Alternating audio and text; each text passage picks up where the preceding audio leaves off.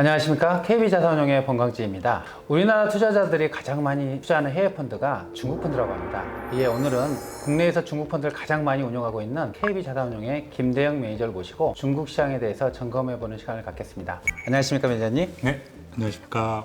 중국 시장 어떻습니까, 한마디로? 오늘의 결론일 수도 있을 것 같은데요. 중국 시장에 대해서 한마디로 말씀을 드리자면 투자를 생각하시는 분들이라면 굉장히 많은 비중을 거의 지속적으로 항상 투자해야 되는 매력적인 시장이다라고 말씀을 드릴 수 있을 것 같습니다. 그렇습니까? 네. 그럼 중국에 투자한다면 이제 여러 가지 관점을 좀 살펴봐야 될 텐데 네. 중국의 경제적인 측면도 있을 거고 네. 그다음에 그 경제를 뒷받침하는 산업적인 경쟁력 그리고 더불어서 투자를 하기 때문에 투자자들이 얼마나 관심을 갖고 있는지 이런 걸 좀 살펴봐야 될 것 같은데요. 네. 우선 경제 부분에 대해서 좀 말씀을 해주시겠습니까? 경제는 그 단기적인 부분과 장기 전망에 대해서 생각해 볼 수가 있을 것 같아요. 단기적으로 먼저 살펴보면 올해 굉장히 많은 일들이 있었죠. 코로나도 있고 미중 무역 마찰도 계속해서 있었는데요. 중국 같은 경우에는 가장 먼저 충격을 크게 받았고 그리고 그거를 지금은 굉장히 잘 극복해 나가는 양상을 보이고 있습니다. 실제로 2020년 IMF에서 세계 주요국들의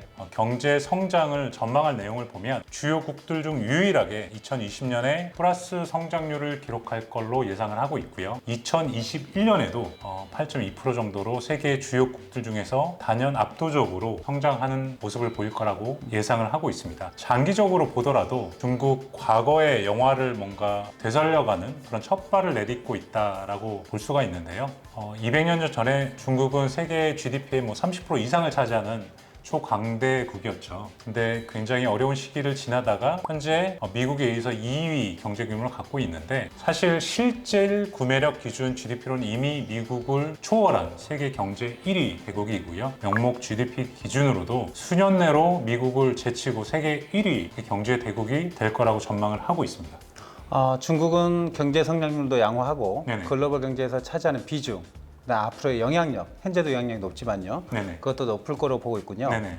그렇다면 이런 경제를 뒷받침하는 그런 산업의 경쟁력을 좀 살펴볼 필요가 있을 것 같은데요. 네네. 산업 경쟁력 부분은 어떻습니까?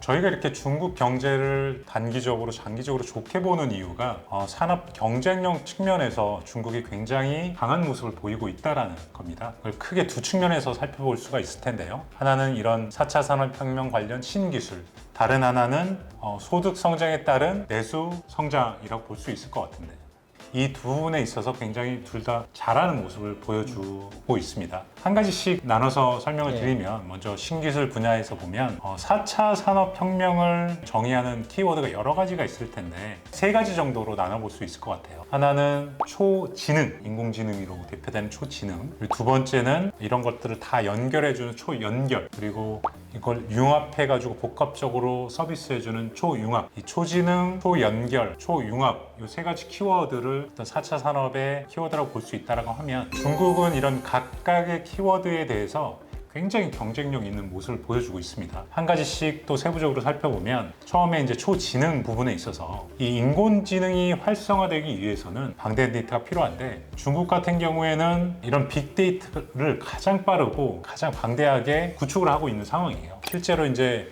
핸드폰을 통해서 또는 결제를 통해서 이런 데이터들이 축적이 되고 있는데 중국은 가장 발달됐다는 미국 대비해서 핸드폰 사용자가 3배 이상 되고요. 그리고 이 핸드폰 모바일 결제 시장 자체는 미국 대비해서 10배가 넘고 있습니다. 그래서 이런 방대한 어떤 그 데이터를 바탕으로 해가지고 압도적으로 그 인공지능 부분에 있어서도 앞서갈 수 있는 토대를 마련을 했고요. 그리고 이제 두 번째 초연결 부분에서 본다 하더라도 이제 5G 시대라고 말씀들을 하잖아요. 근데 이 5G 시대 세계 특허를 누가 제일 많이 냈냐를 살펴보면 미국 대비해서도 2.5배, 2배 이상 압도적으로 특허 수를 보유하고 있고 세계 1위로 한국보다도 많고요. 선도를 하고 있습니다, 이미. 그래서 연결 부분에 있어서 이미 굉장히 세계를 평정해가는 느낌이랄까 그런 느낌이 들고 있고요. 마지막으로 반도체 부분이 좀 있을 수가 있는데요. 반도체는 상대적으로 좀 부진했던 부분이에요, 여태까지. 근데 중국이 정부가 이런 반도체 부분에 있어서도 반도체 산업 펀드를 조성을 해서 엄청나게 투자를 하고 있습니다.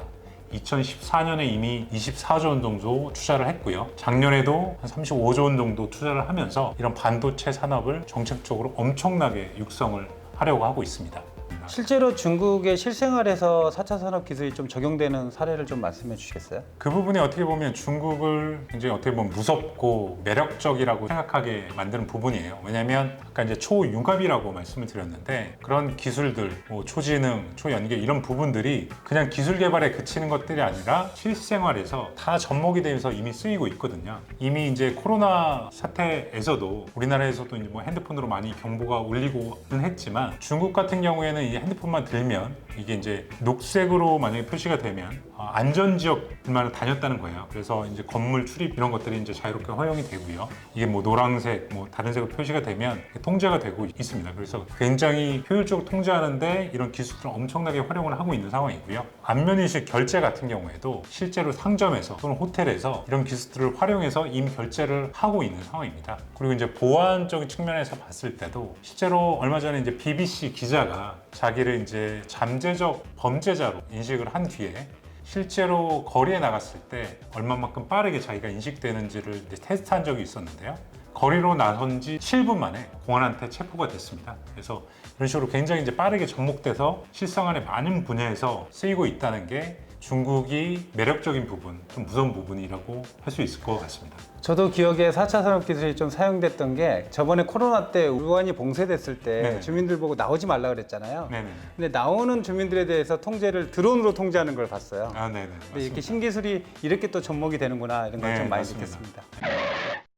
중국의 이제 경제를 보면 4차 산업도 있겠지만 내수 시장도 상당히 중요할 것 같아요. 내수 시장은 어떻게 지금 전망을 하시는가요? 네, 정확하게 말씀을 해주셨는데요.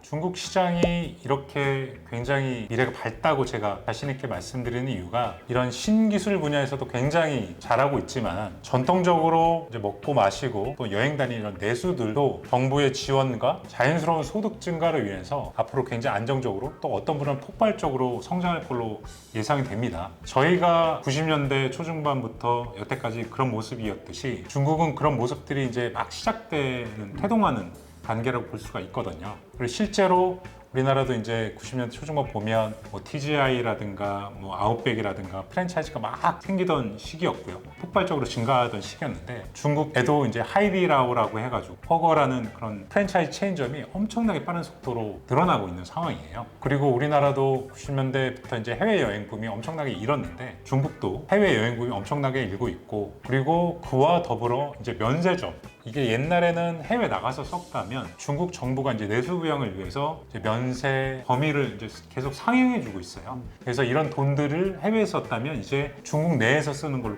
유도를 하고 있고 그런 현상이 나타나고 있고 앞으로도 계속해서 그럴 거라고 예상이 됩니다. 내수 부분에 있어서도 여러모로 교육 부문, 여행 부문, 스포츠 의료 부문 이런 부분에 있어서 굉장히 빠른 속도로 안정적으로 성장할 거로 예상이 됩니다.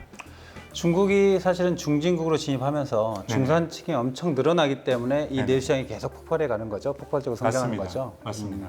그러면 이런 중국 시장이 좀 경제적으로도 그리고 산업적인 경쟁력 부분에서도 이렇게 상당히 매력적인데요. 이렇게 되면 외국인 투자자들이나 아니면 기관 투자자들이 좀 투자를 많이 하게 될 것 같은데 그런 부분은 좀 어떻습니까? 네, 맞습니다. 실제로 이렇게 매력적이기 때문에 저희뿐만 아니라 국내 투자자 그리고 해외 투자자들이 엄청나게 많은 돈을 중국으로 유입시키고 있습니다. 형광통, 후광통 들어보셨을 텐데요. 중국 정부가 중국의 자본시장 발전을 위해서 현재 주식시장을 점진적으로 개방을 하고 연결을 시키고 있어요. 그래서 개방한 이후로 코로나 사태, 뭐 미중 무역 분쟁 이런 거 다 상관없이 가파르게 계속해서 꾸준하게 유입이 되고 있는 상황이고요.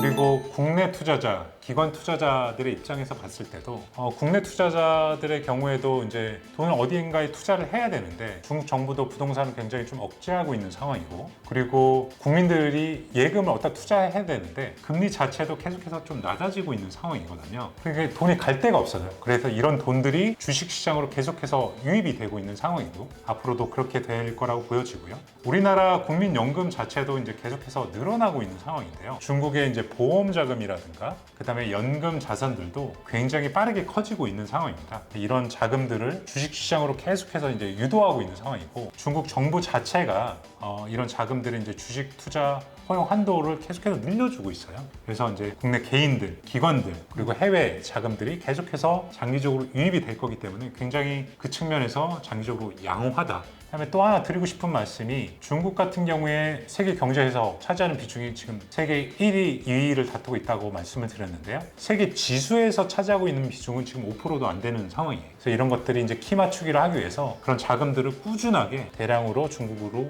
유입이 될 거라고 생각을 합니다. 글로벌 지수에서 중국이 차지하는 비중이 아주 낮다고 하는데 그동안 자본시장 개방이 좀 많이 안 돼서 그랬던 거죠? 네, 그렇다고 볼 수 있고요. 예. 중국 정부가 이제 자신감을 얻어갈수록 조금씩 개방을 하고 있는 상황입니다. 예, 그렇게 개방이 되면 자연스럽게 그 경제 비중이나 이런 거 시가총액 비중에 맞춰서 점점점 비중은 올라가겠군요. 네. 마지막으로 투자자분께서 가장 궁금해하는 이슈가 하나 있어요. 네. 미중 간의 갈등 문제입니다. 아, 네. 예, 미중 간에 지금 갈등이 많은데 그 부분은 좀 어떻게 생각하세요?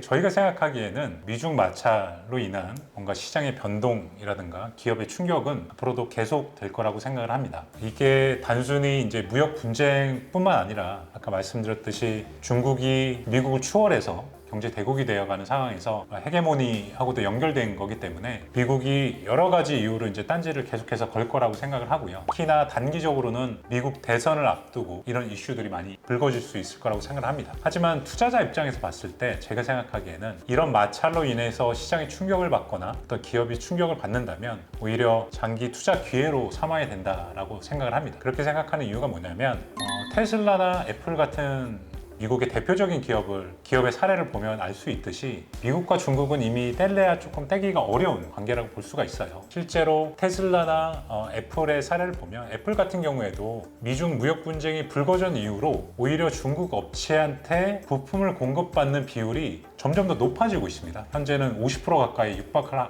하는 상황이고요. 테슬라 같은 경우에도 중국에 공장을 짓고 앞으로 더 많이 생산을 할 거라고 계속해서 계획을 얘기를 하고 있어요. 즉 서플라이어, 공급자로서도 중국의 역할이 굉장히 중요하고 이렇게 상품과 서비스를 만들었을 때 그것을 소비해주는 수요자 입장에서도 중국이 굉장히 중요한 상황이기 때문에 관계를 완전히 단절시키고 아주 옛날로 돌아간 그런 상황은 굉장히 나오기 어려울 거라고 저희는 생각을 하기 때문에 이런 미중 마찰은 계속 될 거고 협상해서 같이 갔다가 또 마찰이 있어서 좀 멀어졌다 이런 거를 반복하겠지만 그럴 때일수록 지속적으로 아니면 그럴 때 좀 더 투자를 해야 된다고 저는 생각을 합니다. 한마디로 미국과 중국은 경쟁과 협력을 같이 하는 네, 그런 맞습니다. 관계라고 볼 수 있겠군요. 맞습니다. 지금까지 김대영 매니저께서 중국 시장 전반에 대해서 말씀을 해주셨는데요. 중국의 투자 포인트를 한 3가지 정도로 요약을 해주신다면 어떻게 할 수가 있을까요? 오늘 말씀드린 내용을 간략하게 정리를 하자면 경제, 중국 경제 잘 하고 있고 앞으로 세계 제1의 경제 대국이 곧 된다, 잘 나가고 있다라는 것이고요. 그런 거를 뒷받침하기 위한 산업, 기술적으로 굉장히 선도적으로 잘 해나가고 있고 기술이나 서비스, 상품들이 수요가 있을 시장 여전히 커나가고 있다라고 말씀을 드리고 싶고요. 그리고 이렇게 매력적인 시장이기 때문에 해외에서 돈이 지속적으로 들어오고 있고 국내 개인 그리고 기관들의 돈도 지속적으로 시장에 들어오고 있다. 그래서 이런 것들을 종합해 봤을 때 중국은 해외 투자를 생각하면 빼놓을 수 없는 투자 비중을 상당 부분 갖고 가야 되는 굉장히 매력적인 시장이고 이머징 마켓이기 때문에 부정적인 뉴스들이 미중 마찰도 그렇고 부채 문제도 그렇고 나올 수도 있는데 그래서 시장이 흔들릴수록 더욱더 지속적으로 또는 더 많이 상당 부분을 투자해야 되는 매력적인 시장이라고 말씀을 드리고 싶습니다. 매니저님의 말씀을 들어보니까 중국 시장이 미국 시장 못지않게 상당히 큰 경제력과 영향력 그리고 투자 매력도를 갖추고 있는 걸 알게 됐습니다.